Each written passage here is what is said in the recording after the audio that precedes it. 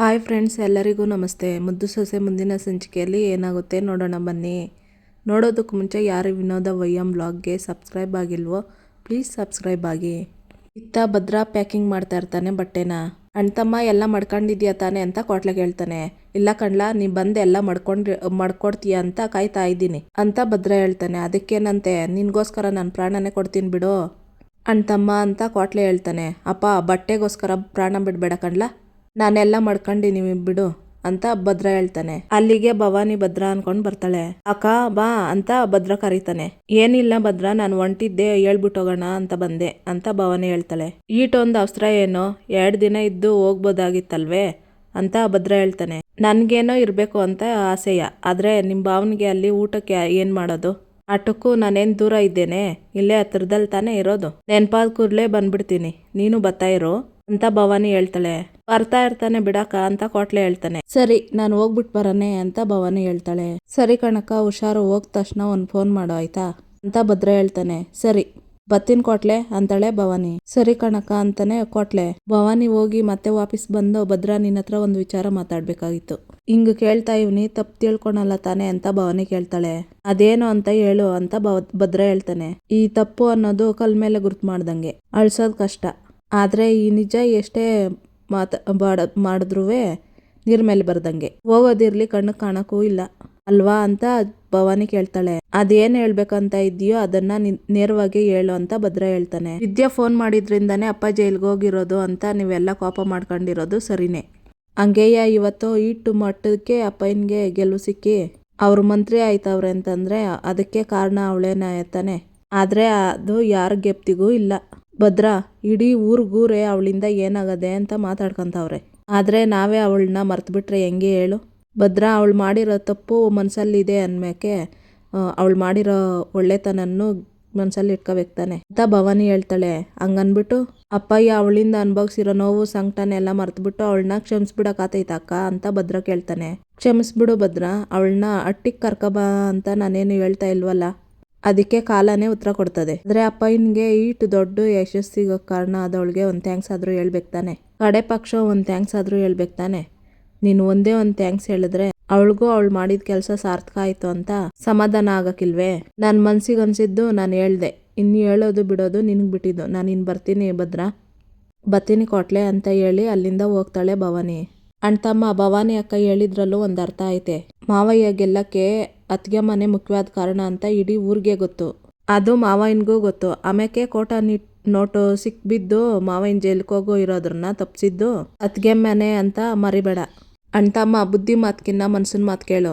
ಸಾಧ್ಯ ಆದ್ರೆ ಭವಾನಿ ಅಕ್ಕ ಹೇಳ್ದಂಗೆ ಅತ್ಗೆಮ್ಮನ್ಗೊಂದು ಥ್ಯಾಂಕ್ಸ್ ಹೇಳು ಅಂತ ಕೋಟ್ಲೆ ಹೇಳಿ ಅಲ್ಲಿಂದ ಹೊರಟೋಗ್ತಾನೆ. ಯೋಚನೆ ಮಾಡ್ಕೊಂಡು ಕೂತಿರ್ತಾನೆ ಭದ್ರ. ಅಲ್ಲಿಗೆ ವಿದ್ಯಾ ಬರ್ತಾಳೆ. ಇವತ್ತೇ ಕೊನೆ ದಿನ, ಔಷಧಿ ಬದಲಾಯಿಸ್ಬಿಟ್ರೆ ಆಯ್ತು. ಇನ್ಮ್ಯಾಕ್ ನಾನು ನಿಮ್ಗೆ ತೊಂದರೆ ಕೊಡಕ್ಕಿಲ್ಲ, ದಯವಿಟ್ಟು ಕಾಲ್ ಮೇಲಿಡಿ ಅಂತಾಳೆ ವಿದ್ಯಾ. ಕಾಲ್ಗೆ ಬಟ್ಟೆ ಎಲ್ಲ ಬಿಚ್ಚಿ ಈಗ ನೋವು ಹೆಂಗಿದ್ದತು ಅಂತ ಕೇಳ್ತಿರ್ತಾಳೆ ವಿದ್ಯಾ. ಅದೇನು ಏನು ಇಲ್ಲ ಅಂತಾನೆ ಭದ್ರ ವಿದ್ಯಾನ್ ಮಕನೇ ನೋಡ್ಕೊಂಡು ಅವ್ರ ಅಕ್ಕ ಹೇಳಿದ್ದು ನೆನ್ಪು ಮಾಡ್ಕೊತಾ ಇರ್ತಾನೆ. ವಿದ್ಯಾ ಔಷಧಿ ಎಲ್ಲ ಹಾಕಿ ಬಟ್ಟೆ ಕಟ್ಟಿ, ಇನ್ಮ್ಯಾಕೆ ತೊಂದರೆ ಕೊಡಕ್ಕಿಲ್ಲ, ನನ್ನ ಕೆಲಸ ಆಯ್ತು, ನಾನು ಬರ್ತೀನಿ ಅಂತ ಹೋಗ್ತಾಳೆ ವಿದ್ಯಾ.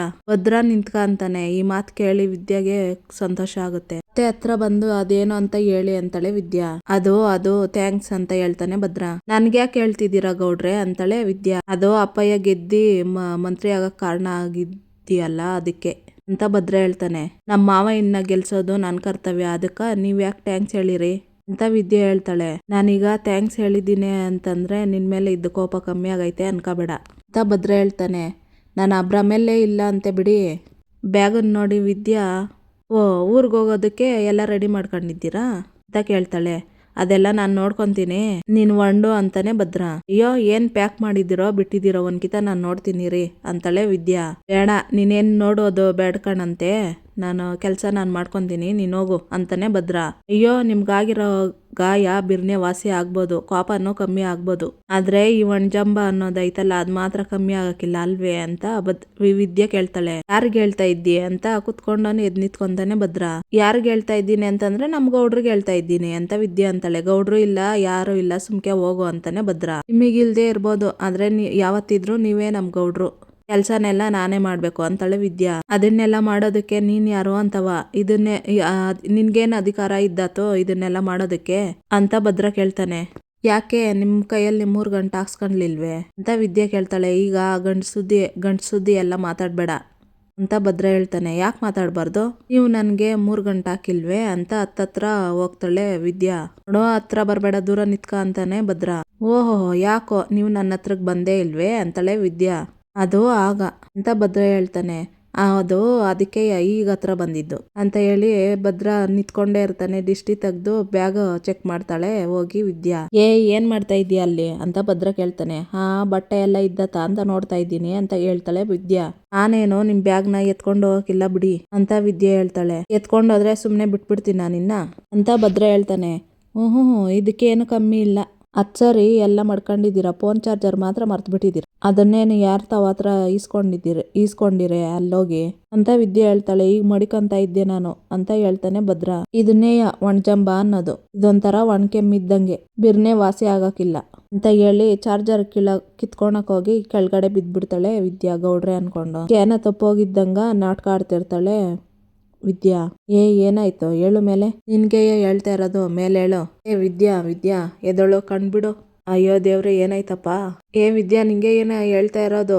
ಅಮ್ಮಿ ಎದಳಮ್ಮಿ ಕಣ್ಬಿಟ್ ನೋಡಮ್ಮಿ ಅಂತ ಎಷ್ಟೇ ಎಬ್ಬಿಸಿದ್ರೇನು ಎದೊಳ್ತಾ ಇರಲ್ಲ ವಿದ್ಯಾ. ಅಯ್ಯೋ ಶಿವನೇ ಮಾತಾಡ್ತಾ ಇಲ್ವಲ್ಲಪ್ಪ, ಏನ್ ಮಾಡೋದು ಅಮ್ಮಿ, ಎದಳಮ್ಮೆ ಕಣ್ಬಿಡಮ್ಮಿ. ಇವಳಿಗಿದ್ದಕ್ಕಿದ್ದಂಗೆ ಏನಾಗೋಯ್ತಪ್ಪ, ಇವಳಿಗೇನಾದ್ರು ಆದ್ರೆ ನಾನೇನ್ ಮಾಡ್ಲಿ. ಅಮ್ಮಿ ಅಂತ ಎಬ್ಬಿಸ್ತಿರ್ತಾನೆ ಭದ್ರ. ಕಣ್ಣು ಬಿಟ್ಟು ನೋಡಿ ಹಂಗೆ ಮಲ್ಕೊಂಡ್ಬಿಡ್ತಾಳೆ ವಿದ್ಯಾ. ಕಣ್ಬಿಡಮ್ಮೆ ಅಂತಾನೆ ಭದ್ರ. ಕಣ್ಬಿಟ್ಬಿಟ್ಟು ನನ್ಗೇನಾಗೋಯ್ತು ಅಂತ ದಿಗ್ಲ್ ಬಿದ್ಬಿಟ್ರ ಗೌಡ್ರೆ, ನನ್ಗೇನೋ ಆಗಿಲ್ಲ ಅಂತಾಳೆ ವಿದ್ಯಾ. ಭದ್ರ ಎದ್ ನಿಂತ್ಕೊಬಿಡ್ತಾನೆ. ವಿದ್ಯಾನು ಎದ್ ನಿಂತ್ಕೊಂಡು ನಗಿತಾ ಇರ್ತಾಳೆ. ನೋಡು ಇಟೆಲ್ಲ ನಾಟಕ ಮಾಡ್ಕೊಂಡು ತಿರ್ಗಾ ನಗಾಡ್ಬೇಡ ಅಂತಾನೆ ಭದ್ರ. ಅಲ್ಲ ಗೌಡ್ರೆ, ಮನ್ಸಲ್ಲಿ ಇಷ್ಟೊಂದ್ ಪ್ರೀತಿ ಮಾಡ್ಕೊಂಡು ನನ್ ನೋಡಿದ್ರೆ ಕೋಪ ಮಾಡ್ಕೊಂತೀರಲ್ಲ, ಅದ್ ಹೆಂಗ್ ಸಾಧ್ಯ ಅಂತ ವಿದ್ಯೆ ಹೇಳ್ತಾಳೆ. ಪ್ರೀತಿನೂ ಇಲ್ಲ ಗೀತಿನೂ ಇಲ್ಲ, ಎಲ್ಲಾ ಮಾನವೀಯತೆಯಿಂದ ಅಷ್ಟೇಯ ಅಂತ ಭದ್ರ ಹೇಳ್ತಾನೆ. ಗೊತ್ತಾಯ್ತಿದೆ, ನಿಮ್ ಹೃದಯದ ಬಡತಾನೆ ಹೇಳ್ತಾ ಇದೆ, ನೀವು ನನ್ನನ್ನ ಏಟ್ ಪ್ರೀತಿ ಮಾಡ್ತೀರಾ ಅಂತ ವಿದ್ಯೆ ಹೇಳ್ತಾಳೆ. ಬಾರಿ ಹೇಳಕ್ ಬಂದ್ಬಿಟ್ಲು, ಹೋಗತ್ಲಾಗೆ. ನನ್ನ ಆಟ ಆಡ್ಸಕ್ ಏಟ್ಲೆ ಧೈರ್ಯ ನಿನ್ಗೆ ಅಂತ ಕೇಳ್ತಾನೆ ಭದ್ರ. ಅದು ಗೌಡ್ರೆ, ನಾವಿಬ್ರು ಹಿಂಗಿದ್ದು ಒಂದಿನ ಆಗೋಗಿತ್ತಲ್ವೇ, ಅದ್ ಬೇರೆ ನೀವು ಟ್ಯಾಂಕ್ಸ್ ಎಲ್ಲ ಹೇಳಿ ಹಳೇದೆಲ್ಲ ಗೆಪ್ತಿ ಮಾಡ್ಬಿಟ್ರಿ, ಅದಕ್ಕೆ ಸ್ವಲ್ಪ ತಮಾಷೆ ಮಾಡ್ದೆ ಆಟಯ್ಯ ಅಂತ ವಿದ್ಯೆ ಹೇಳ್ತಾಳೆ. ತಮಾಷೆ ಅಂತೆ ತಮಾಷೆ ಮಾಡಿಸ್ತೀನಿ ಆಮೇಲೆ ಹೋಗತ್ಲಾಗೆ ಅಂತ ಭದ್ರ ಹೇಳ್ತಾನೆ. ಥ್ಯಾಂಕ್ಸ್ ಗೌಡ್ರೆ, ನನ್ ಮೇಲೆ ಪ್ರಾಣನೇ ಮಾಡ್ಕೊಂಡಿರೋದಕ್ಕೆ ಅಂತ ಹೇಳಿ ಭದ್ರನ್ ಕೆನ್ನೆಗೆ ಮುತ್ಕೊಟ್ಟಿ ಓಡೋಗ್ತಾಳೆ ವಿದ್ಯಾ. ನನ್ನೇ ಯಾಮರ್ಸ್ಬಿಟ್ಲಲ್ಲ ಅಂತ ಭದ್ರ ಅನ್ಕೊಂತಾನೆ. ಇತ್ತ ಕೋಟ್ಲೆ ದೇವ್ರಿಗೆ ಪೂಜೆ ಮಾಡಿ ಮನೆಯವ್ರೆಲ್ಲರಿಗೂ ಆರತಿ ಕೊಡ್ತಾ ಇರ್ತಾನೆ. ಮನೆಯಿಂದ ಹೊರಗಡೆ ಕಿಟಕಿಯಲ್ಲಿ ನೋಡ್ತಾ ಇರ್ತಾರೆ ಚಂಪನ್ನು ವಿದ್ಯಾ. ಶಿವರಾಮ, ಅದ್ಯಾವ್ರು ನಿನ್ಗೆ ಒಳ್ಳೆ ಪ್ರತಿಫಲನೇ ಕೊಟ್ಬಿಟ್ಟ, ಮಂತ್ರಿ ಆಗಿ ಗೂಟದ ಕಾರಲ್ಲೇ ಬಂದ್ಬಿಡು ಅಂತ ಅಜ್ಜಮ್ಮ ಹೇಳ್ತಾಳೆ. ಸರಿ ಕಣವ್ವ ಅಂತ ಶಿವರಾಮೇಗೌಡ್ರು ಹೇಳ್ತಾರೆ. ಅಮ್ಮಮ್ಮ, ನಾವ್ ಹೇಳ್ದಂಗೆ ಅಪ್ಪಯ್ಯ ಯಾವತ್ತೋ ಎಲೆಕ್ಷನ್ ಅಲ್ಲಿ ನಿಂತಿದ್ರೆ ಯಾವಾಗ್ಲೋ ಮಂತ್ರಿ ಆಗಿರೋರು ಅಂತ ಭದ್ರ ಹೇಳ್ತಾನೆ. ಭದ್ರ, ನಾವ್ ಅನ್ಕೊಂಡಂಗೆ ಏನು ನಡಿಯಕ್ಕಿಲ್ಲ ಕಣ್ಮಗ, ಯಾವ್ಯಾವ ಟೈಮ್ಗೆ ಏನೇನ್ ನಡಿಬೇಕು ಅನ್ನೋದನ್ನ ದೇವ್ರು ಮೊದ್ಲೇ ನಿರ್ಧಾರ ಮಾಡಿರ್ತಾನೆ ಅಂತ ಗೋವಿಂದೇಗೌಡ್ರು ಹೇಳ್ತಾರೆ. ಇವ್ರ ಜನಸೇವೆಗೆ ಅದ್ಯಾವಾಗ ಬೆಲೆ ಸಿಕ್ತೈತು ಅಂತ ದಿನಾನು ದೇವ್ರ ಹತ್ರ ಕೇಳ್ಕೊಂತ ಇದ್ದೆ, ಆದ್ರೆ ಇವ್ರು ನಂಬಿದ ಜನ ಇವ್ರನ್ನ ಮಂತ್ರಿ ಮಾಡ್ಬಿಟ್ರು, ಶಾನೆ ಸಂತೋಷ ಆಯ್ತೈತೆ ಅಂತ ಮೋಹನ ಹೇಳ್ತಾಳೆ. ಅಣ್ಣ, ನಾನಂತೂ ನೀನ್ ಮಂತ್ರಿ ಆಗಿದ್ದು ಖುಷಿಗೆ, ಮಂತ್ರಿ ಆಗ್ತಾ ಇರೋ ಖುಷಿಗೆ ನಾನಂತೂ ಎಲ್ರಿಗೂ ಫೋನ್ ಮಾಡಿ ಹೇಳ್ಬಿಟ್ಟೆ ಅಂತ ಸಾವಿತ್ರಿ ಹೇಳ್ತಾಳೆ. ಕಣಪ್ಪ, ಒತ್ತಾರಿಕೆಯಿಂದ 1000 ಜನಕ್ಕೆ ಫೋನ್ ಮಾಡವಳೆ, ಮಂತ್ರಿಗಿರಿ ತನ್ಗೆ ಸಿಕ್ಕೈತೆ ಅಂತ ಅನ್ಕೊಬಿಟ್ಟವಳೆ ಅಂತ ಅಜ್ಜಮ್ಮ ಹೇಳ್ತಾಳೆ. ಏನೋ ನಮ್ಮ ಅಣ್ಣ ಮಂತ್ರಿ ಆದ್ರೆ ನಾನು ಅದಂಗೆ ತಾನೆ ಅಂತ ಸಾವಿತ್ರಿ ಹೇಳ್ತಾಳೆ. ಗೋವಿಂದೇಗೌಡ್ರು ಈಶ್ವರಿ ಮುಖ ನೋಡಿ, ನೀನ್ ಯಾಕೇನು ಮಾತಾಡ್ತಾ ಇಲ್ಲ ಅಂತ ಕೇಳ್ತಾರೆ. ಈಶ್ವರಿ ಅದನ್ನ ಕೇಳಿಸ್ಕೊಂಡು ಹಂಗೆ ನಿಂತಿರ್ತಾಳೆ. ಚಿತ್ರ ಈಶ್ವರಿನ ಮುಟ್ಟಿ ಮಾತಾಡ್ಸ್ತಾಳೆ. ಬಾವ ಗೆದ್ದಾಗಿಂದ ಆ ಖುಷಿಗೆ ನನ್ ಬಾಯ ಬಿದ್ದೋದಂಗಾಗೈತೆ, ಏನ್ ಮಾತಾಡ್ಬೇಕು ಅಂತ ಗೊತ್ತಾಗ್ತಾ ಇಲ್ಲ, ಅದಕ್ಕೆ ಮಾತ್ ಬರ್ತಾ ಇಲ್ಲ ಅಂತಾಳೆ ಈಶ್ವರಿ. ಭದ್ರ, ಗೋವಿಂದ ಒತ್ತಾಯ್ತು ಹೊಂಡನೆ ಅಂತ ಹೇಳ್ತಾನೆ ರಾಮೇಗೌಡ. ಮತ್ತೆ ಹೋಗ್ಬಿಟ್ ಬರ್ತೀವಿ ಅಂತಾಳೆ ಮೋಹನ. ಹೂ ಕಣವ್ವ ಹುಷಾರು, ಕೋಟ್ಲೆ ತತ್ತರ ಇಲ್ಲೇ ಅಂತ ಅಜ್ಜಮ್ಮ ಹೇಳ್ತಾಳೆ. ಸರಿ ಅಜ್ಜಮ್ಮ ಅಂತ ಕೋಟ್ಲೆ ದೇವ್ರ ಮನೆ ಒಳಗಡೆ ಹೋಗಿ 2 ನಿಂಬೆಹಣ್ಣು ತಂದ್ಕೊಡ್ತಾರೆ ಶಿವರಾಮೇಗೌಡ್ರ ಕೈಯಲ್ಲಿ. ಶಿವರಾಮ, ಈ ನಿಂಬೆಹಣ್ಣನ್ನ ಜೋಪಾನವಾಗಿ ಮಾಡ್ಕೊಂಡಿರೋ, ಇನ್ನೂ ನಿನ್ಗೆ ಹೆಚ್ಚಿನ ಜನಸಂಖ್ಯೆಗೆ ಸೇವೆ ಮಾಡ್ಲಿ ಅಂತ ಪೂಜೆ ಮಾಡ್ಸಿರೋದು. ಮ್ಯಾಕೆ 1000 ಜನ ಮಧ್ಯೆ ಓಡಾಡೋನು, ಯಾರ ಕಣ್ಣು ಹೆಂಗಿರುತ್ತೆ ಅಂತ ಯಾರಿಗ್ ಗೊತ್ತು, ಅದಕ್ಕೆ ಜನಗಳ ಕೆಟ್ಟ ದೃಷ್ಟಿ ನಿನ್ ಮೇಲೆ ಬೀಳ್ಬಾರ್ದು ಅಂತ ಉಲ್ಕೇರಮ್ಮನ ಪಾದದಡಿಗೆ ಈ ನಿಂಬೆಹಣ್ಣಿಟ್ಟು ಪೂಜೆ ಮಾಡಿಸಿ ತಂದಿವ್ನಿ ಅಂತ ಅಜ್ಜಮ್ಮ ಹೇಳ್ತಾಳೆ. ಅವ್ವ ನಿನ್ನ ಆಶೀರ್ವಾದ ಅದ್ಯಾವ್ರ ಕೃಪೆ ನನ್ ಮ್ಯಾಗಿದ್ಮೇಲೆ ನನ್ಗೆ ಯಾವ ದೃಷ್ಟಿನೂ ಆಗಕ್ಕಿಲ್ಲ. ಅವ್ವ ನೀನು ನನ್ ಕೂಟೆ ಬಂದಿದ್ರೆ ನನ್ಗೂ ಸಂತೋಷ ಆಗ್ತಿತ್ತು ಅಂತ ಶಿವರಾಮೇಗೌಡರು ಕೇಳ್ತಾರೆ. ಅಯ್ಯೋ ಈ ಜನಗಳ ಗಲಾಟೆ ನನ್ಗಾಗಕ್ಕಿಲ್ಲ ಮಗ, ಹೆಂಗೂ ಟಿವಿಯಲ್ಲಿ ಬರ್ತದಲ್ಲ, ಕುರ್ಚಿ ಮೇಲೆ ಕಾಲ್ ಹಾಕೊಂಡು ನೋಡ್ತೀನಿ ಅಂತ ಅಜ್ಜಮ್ಮ ಹೇಳ್ತಾಳೆ. ಸರಿ ಕಣವ್ವ ನಾನ್ ಬರ್ತೀನಿ ಅಂತ ಆಶೀರ್ವಾದ ಇಸ್ಕೊಂತಾರೆ, ಅಜ್ಜಮ್ಮನ ಆಶೀರ್ವಾದ ಶಿವರಾಮೇಗೌಡರು. ಅಲ್ಲಿಂದ ಹೋಗ್ತಾರೆ ಶಿವರಾಮೇಗೌಡರು. ಮುದುಕಿ ನಿಂಬೆಹಣ್ಣ ಎಲ್ಲ ಗೂದು ಕುಂಬಳಕಾಯಿ ತೆಗೆದು ಕಟ್ ಕಳ್ಸಿದ್ರುವ ನನ್ನ ಕಣ್ಣಿಂದ ತಪ್ಪಿಸ್ಕೊಳಕ್ ನಿನ್ ಮಗ ಸಾಧ್ಯನೇ ಇಲ್ಲ ಅಂತ ಮನಸ್ಸಿನಲ್ಲಿ ಅನ್ಕೊಂತಿರ್ತಾಳೆ ಈಶ್ವರಿ. ಹೆಂಗೋ ಮಾವಯ್ಯ ಎಲೆಕ್ಷನ್ ಅಲ್ಲಿ ಗೆದ್ದು ಮಂತ್ರಿ ಆಗೋದು ಕೊಂಟವ್ರೆ, ಎಲ್ಲ ಒಳ್ಳೇದಾಗೋ ತರ ಮಾಡಪ್ಪ ಅಂತ ದೇವ್ರಿಗೆ ಕೈ ಮುಗ್ದು ಕೇಳ್ಕೊಂತಿರ್ತಾಳೆ ವಿದ್ಯಾಕ್ಕ. ಖಂಡಿತ ಒಳ್ಳೇದಾತೈತೆ, ನೀನ್ ಸುಮ್ಕಿರು, ನಿನ್ನ ಪ್ರಾರ್ಥನೆ ಆ ದೇವ್ರಿಗೆ ಯಾವಾಗೋ ಮುಟ್ಟಾಯ್ತು ಅಂತ ಚಂಪಾ ಹೇಳ್ತಾಳೆ. ಇತ್ತ ಸಾವಿತ್ರಿ ವಿನಂತಿ ಮಾತಾಡ್ತಾ ಇರ್ತಾಳೆ. ವಿನಂತಿ ಹಾಲು ಕುಡಿತಾ ಇರ್ತಾಳೆ, ಅದನ್ನ ತಡಿತಾಳೆ ಸಾವಿತ್ರಿ. ಅಲ್ವೇ ಇಡೀ ಊರಿಗೆ ದೊಡ್ಡ ಮನುಷ್ಯ ಅನ್ನಿಸ್ಕೊಂಡಿರೋ ನಮ್ಮ ಅಣ್ಣ ಇವತ್ತು ಮಂತ್ರಿಯಾಗಿ ರಾಜ್ಯದಲ್ಲಿ ಹೆಸರು ಮಾಡಕ್ ಹೊಂಟವ್ನೆ, ಅಂತವರಟ್ಟಿ ಸೊಸೆ ಅನ್ನಿಸ್ಕೊಳಕ್ಕೆ ಎಷ್ಟ್ ಚೆನ್ನಾಗಿರುತ್ತಲ್ವಾ ಅಂತ ಸಾವಿತ್ರಿ ಹೇಳ್ತಾಳೆ. ಸಂದಾಗಿರ್ತೈತೆ ಅಂತ ವಿನಂತಿ ಹಾಲು ಕುಡಿಯಕ್ ಹೋಗ್ತಾಳೆ. ಈರೇ ಸಾವಿತ್ರಿ ಹೇಳ್ತಾಳೆ. ಅವವ್ ನೆಮ್ಮದಿಯಾಗಿ ಹಾಲು ಕುಡಿಯಕ್ಕೂ ಬಿಡಲ್ಲವ ನೀನು, ಈಗ್ಲೂ ದೊಡ್ಡ ಮಾವ ನನ್ನ ಸೋದರ ಸೊಸೆ ಅಂತಾನೆ ಕರೆಯೋದು ಅಂತ ವಿನಂತಿ ಹೇಳ್ತಾಳೆ. ಅಯ್ಯೋ ದಡ್ಡಿ, ಸೊಸೆಗೂ ಸೋದರ ಸೊಸೆಗೂ ವ್ಯತ್ಯಾಸ ಇಲ್ವೇನೆ? ಭದ್ರನ್ ಹೆಂಡತಿ ಆಗಿ ಈ ಮನೆಗೆ ಸೊಸೆ ಅಂತ ಅನ್ಸ್ಕೊಂಡ್ರೆ ಈ ಮನೆಗೆ ರಾಣಿ ಆಯ್ತೀಯ, ನಮ್ಮ ಅಣ್ಣನ ಆಸ್ತಿಗೆ ಒಡ್ತಿ ಆಯ್ತೀಯ ಕಣೆ. ಅದಕ್ಕೆ ಇದೇ ಸರಿಯಾದ ಚಾನ್ಸು, ಹೆಂಗಾರು ಮಾಡಿ ಆ ಭದ್ರನ ಬುಟ್ಟಿಗೆ ಹಾಕೊಂಡು ಅವ್ನ ಹೆಂಡ್ರಾಗ್ಬಿಡು. ನೋಡು, ಅವನ ಇಷ್ಟಪಟ್ಟು ಕಟ್ತಾನೋ ಕಷ್ಟಪಟ್ಟು ಕಟ್ತಾನೋ, ಒಟ್ನಲ್ಲಿ ಅವನ ಕೈಯಲ್ಲಿ ತಾಳಿ ಕಟ್ಟಿಸ್ಕೊಂಡ್ರೆ ಸಾಕು ಅಂತ ಹೇಳಿ ನಾನು ಹೇಳಿದ್ದೆಲ್ಲ ಅರ್ಥ ಆಯ್ತು ತಾನೆ ಅಂತಾಳೆ ಸಾವಿತ್ರಿ. ಓಹೋ ನೀನ್ ಹಿಂಗ್ ಹೇಳಕ್ ಬಂದ, ಈಗ ಅರ್ಥ ಆತದೆ ಕಣವ್ವ. ಆದ್ರೆ ಅವ್ವ ಆ 3 ಅಡಿ ಅಟ್ಟಿಯಲ್ಲಿ ಇರೋ ಗಂಟ ಅದ್ ಸಾಧ್ಯ ಆಗಕ್ಕಿಲ್ಲ ಅಂತ ನೀನು ಅರ್ಥ ಮಾಡ್ಕೊ. ಮೊದ್ಲು ಅವಳನ್ನ ಈ ಅಟ್ಟಿಯಿಂದಲ್ಲ, ಈ ಕಾಂಪೌಂಡ್ ಇಂದಾನೆ ಆಚೆ ಹಾಕ್ಬೇಕು, ಆಗ್ಲೇ ಕಣವ್ವ ನನ್ ಕನ್ಸು ನಿನ್ ಕನ್ಸು ಎರಡೂ ನೆರವೇರೋದು ಅಂತ ವಿನಂತಿ ಹೇಳ್ತಾಳೆ. ನೋಡೆ ನಮ್ ಜೊತೆ ಈಶ್ವರಿ ಅತ್ಗೆ ಕೈ ಜೋಡ್ಸಿರೋದ್ರಿಂದ ಅವಳಿಗೆ ಉಳ್ಗಾಲನೇ ಇಲ್ಲ, ಖಂಡಿತ ಅವಳನ್ನ ಆಚೆ ಹಾಕಕ್ಕೆ ಏನಾದ್ರೂ ಒಂದು ಉಪಾಯ ಮಾಡೇ ಮಾಡ್ತಾರೆ ಅಂತ ಸಾವಿತ್ರಿ ಹೇಳ್ತಾಳೆ. ಹೂ ಕಣವ್ವ, ಅದ್ಭುತ ಅಮೋಘ, ಅವ್ರು ಇಲ್ಲಿ ಗಂಟ ಮಾಡಿದ್ದನ್ನ ನೀನ್ ನೋಡಿಲ್ವೇ ವಿನಂತಿ ಹೇಳ್ತಾಳೆ. ನೀನ್ ತಪ್ಪು ತಿಳ್ಕೊಂಡಿರೋದು ಇಲ್ಲೇ ಕಣೆ ಸಾವಿತ್ರಿ ಮಗಳೇ, ನಿನಗೆ ಅವ್ರ ಬಗ್ಗೆ ಗೊತ್ತಿಲ್ಲ. ಈಶ್ವರಿ ಅತ್ತಿಗೆ ಚೂರ್ ಏನಾದ್ರೂ ಅವಮಾನ ಆಗ್ಬಿಟ್ರೆ ಸಾಕು, ಅವಳನ್ನ ಮಾತ್ರ ಸುಮ್ಕೆ ಬಿಡಕ್ಕಿಲ್ಲ. ನಾಗರಾವ್ಗೆ ಅಲ್ಲಲ್ಲಿ ವಿಷ ಇದ್ರೆ ಈಶ್ವರಿಗೆ ಮೈಯೆಲ್ಲ ವಿಷ ಅಂತ ಸಾವಿತ್ರಿ ಹೇಳ್ತಾಳೆ. ಅವ್ವ ಈಶ್ವರಿ ಅತ್ತಿಗೆ ಮಾಡ್ತಾರೆ ಅಂತವ ನೀನ್ ಕೈ ಕೊಟ್ಕೊಂಡು ಕೂರ್ಬೇಡ, ನೀನು ಏನಾದ್ರೂ ಮಾಡು ಅಂತಾಳೆ ವಿನಂತಿ. ಮಾಡ್ತೀನಿ ಕಣೆ, ಆದಷ್ಟು ಬೇಗ ಅವಳನ್ನ ಈ ಮನೆಯಿಂದ ತೊಲಗಿಸ್ತೀನಿ ಅಂತಾಳೆ ಸಾವಿತ್ರಿ. ವಿನಂತಿ ಹಾಲು ಕುಡಿತಾಳೆ. ಇದನ್ನ ನೋಡಿ ಅದೇನ್ ಮಗಳು, ನಾನಿಲ್ಲಿ ಗಂಭೀರವಾಗಿ ಮಾತಾಡ್ತಾ ಇದ್ರೆ ನೀನ್ ನೋಡಿದ್ರೆ ಹಾಲು ಕುಡಿತಾ ಇದ್ಯಾ ಕರ್ಮ ಅಂತ ಆಣೆಗೊಡ್ಕಂತಾಳೆ ಸಾವಿತ್ರಿ. ಇತ್ತ ಚಂಪಾನು ವಿದ್ಯಾ ಕಿಟಕಿ ಹತ್ರನೇ ನಿಂತ್ಕೊಂಡಿರ್ತಾರೆ. ಈಶ್ವರಿ ಚಿತ್ರ ಹಾಲಲ್ಲೇ ನಿಂತ್ಕೊಂಡಿರ್ತಾರೆ. ಅಕ್ಕ ಈಶ್ವರಿ ಅತ್ತೆ ನೋಡ್ತಾರೆ, ಬಾ ಹೋಗುಮಾ ಅಂತಾಳೆ ಚಂಪಾ.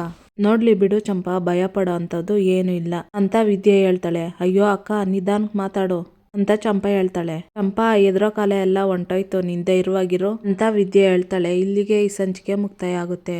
ಯಾರಿನ್ನೂ ವಿನೋದ ವೈಎಂ ವ್ಲಾಗ್ಗೆ ಸಬ್ಸ್ಕ್ರೈಬ್ ಆಗಿಲ್ವೋ ಪ್ಲೀಸ್ ಸಬ್ಸ್ಕ್ರೈಬ್ ಆಗಿ, ಬೆಲ್ಲೈಕಾನ್ ಆಲ್ ಅಂತ ಒತ್ತಿ, ಲೈಕ್ ಮಾಡಿ, ಶೇರ್ ಮಾಡಿ. ವಿಡಿಯೋ ನೋಡಿದ್ದಕ್ಕಾಗಿ ಧನ್ಯವಾದಗಳು ಫ್ರೆಂಡ್ಸ್.